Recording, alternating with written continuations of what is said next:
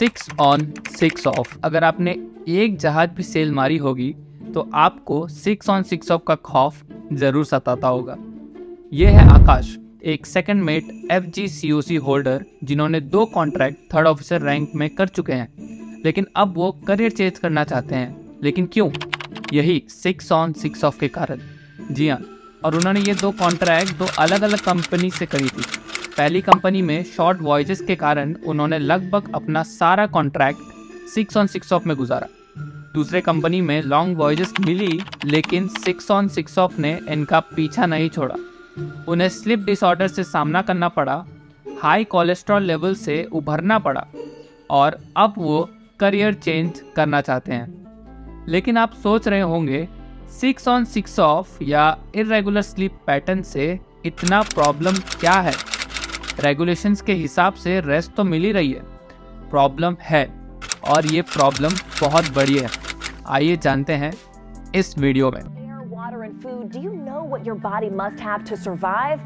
That's sleep. If you don't get a good night's rest, all kinds of bad things can happen. Bad news for all of us insomniacs out here. But as we do more research into the brain, we're increasingly realizing that sleep is one of the most essential things we need. अच्छी quality की नींद हमारे health और wellbeing पर बहुत important होते हैं। जब हम सोते हैं तब हमारे शरीर बहुत सारे स्टेजेस से गुजरता है, जो हमारे शारीरिक और मानसिक स्वास्थ्य के लिए इम्पोर्टेंट होता है। गुड हाइजीनिक फूड और डेली एक्सरसाइज की तरह प्रॉपर स्लीप लेना भी हमारे लिए इम्पोर्टेंट है। जब हम सोते हैं तो हमारे शरीर का मेंटेनेंस होता है। जैसे चिपिंग पेंटिंग करके हम शिप की मेंटेनेंस रेगुलरली करते हैं, वैसे ही सोने से हमारी बॉडी की मेंटेनेंस होती है। यह हमारे इम्यून सिस्टम को मजबूत रखता है ताकि हम बीमारियों से लड़ सके और स्वस्थ रह सके।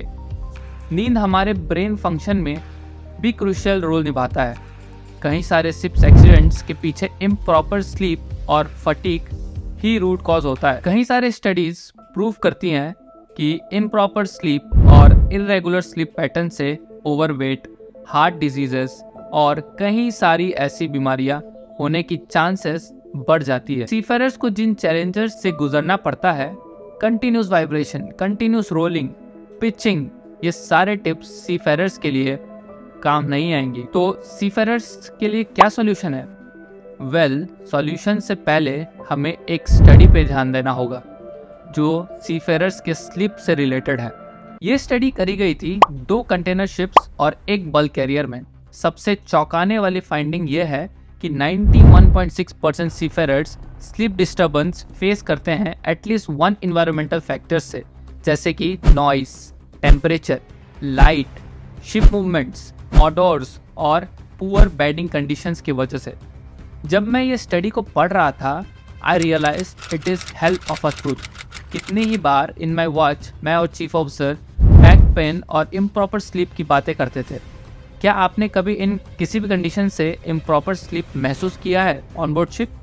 कमेंट सेक्शन में ज़रूर बताइएगा। ये स्टडी पॉलीसोमनोग्राफी पे बेस्ड है, PSG में लोगों पे टेस्ट किया जाता है जब वो सो रहे होते हैं।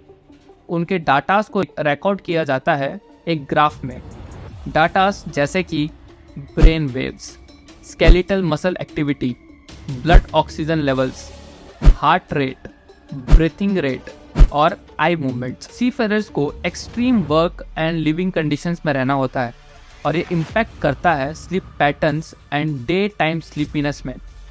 इसके अलावा जो साइकोफिजिकल स्ट्रेस होते हैं due to time pressure, long irregular working hours, noise, vibration and strong ship movements आग में घी डालने का काम करती है। शिफ्ट वर्क जैसे कि 6 ऑन 6 ऑफ या 4 ऑन 8 ऑफ हार्डली अलाउ करती है हमारे रिकवरी फेज को। पहले भी कई स्टडीज प्रूव कर चुकी है कि वॉच कीपर्स में स्लीप डिसऑर्डर्स की चांसेस ज़्यादा होती है देन द डे वर्कर्स। ऐसा नहीं है कि डे वर्कर्स अच्छी नींद ले रहे हैं। स्टडी ये भी बताती है कि डे वर्कर्स की स्लीप ड्यूरेशन बड़ी तेजी से घट रही है। स्टडी में deck officers, engineers and crew सबके अलग अलग ग्राफ निकल के आए हैं और सबसे ज़्यादा हालत डेक ऑफिसर्स की खराब है।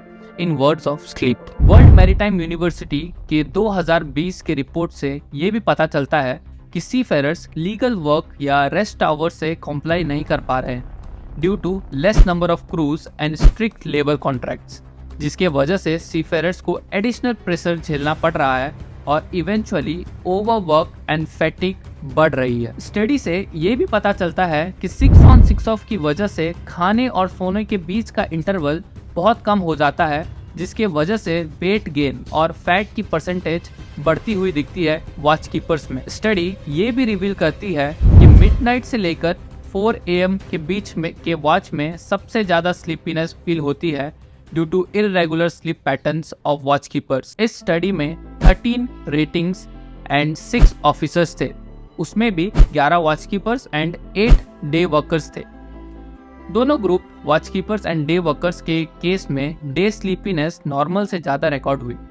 2 watch keepers and 1 day worker तो ऐसे भी निकले जो अनफिट फॉर ड्यूटी डिक्लेयर्ड हुए एक्सेसिव स्लीपीनेस की वजह से। ऑब्स्ट्रक्टिव स्लीप एपनिया OSA ये एक ब्रीथिंग डिसऑर्डर है जो कि सोते समय नाक के ऊपर एयरवेज के इनस्टेबिलिटी की वजह से होता है।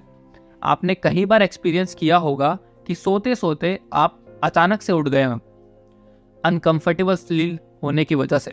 बहुत चांस है कि वो आपके नोज के अपर एयरवे के इम्प्रॉपर फंक्शन की वजह से हुई हो और इसकी वजह से दिन में नींद आना बढ़ जाता है।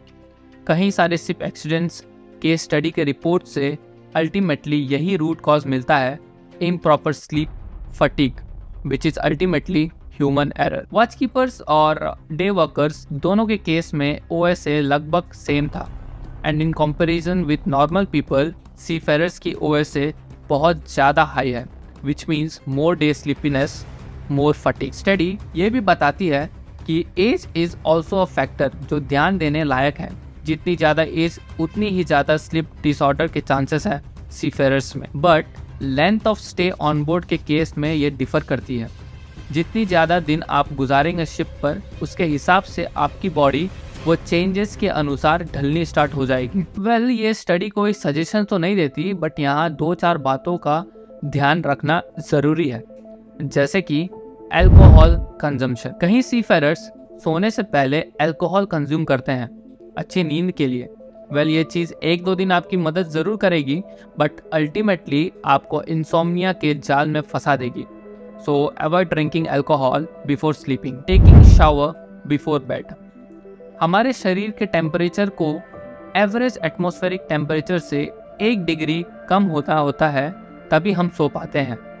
अगर आप एक क्विक शावर लेके सो जाएंगे तो टेम्परेचर लो होने में ये कैटलिस्ट का काम करेगा। Sleep whenever time allows।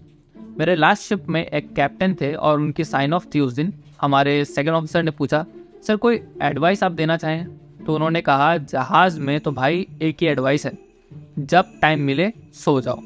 ये tip I think works very very well. अगर आपको ये वीडियो पसंद आई तो आपको ये वीडियो भी पसंद आएगी जहां मैंने एंग्लो ईस्टर्न की RPSL and murder of chief engineer Sanjay Chaudhary की कंट्रोवर्सी को डिटेल में एक्सप्लेन किया। मिलते हैं और भी फैसिनेटिंग इंफॉर्मेटिव मैरीटाइम वीडियोस में only on marines thing. Thank you.